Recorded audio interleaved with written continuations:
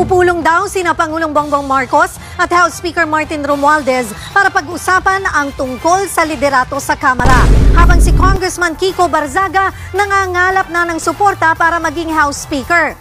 Confirmed, matapos ubusin ang kaban ng bayan, pinapalayas na si Martin Romualdez. Ilang araw nang umiikot ang usap-usapan na papalitan o magbibitiw bilang House Speaker si late Representative Martin Romualdez. Ayon sa source ng News 5, nagtungo si Romualdez sa Malacanang. Magpupulong daw sila ng kanyang pinsan na si Pangulong Bongbong Marcos. Hindi malinaw kung tungkol saan ang pag-uusapan o kung sino ang nagpatawag ng meeting. Pero hanggang ngayon, tikom ang bibig ng palasyo at ng speaker.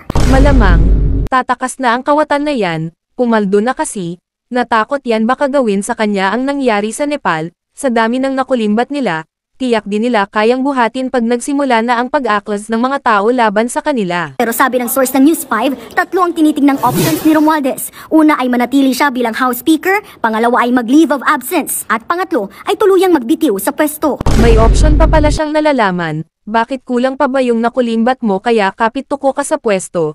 Check nga natin yung iilan sa mga luxury na binili mo. Utang na rin ang umano'y lavish lifestyle ni na House Speaker Martin Romualdez.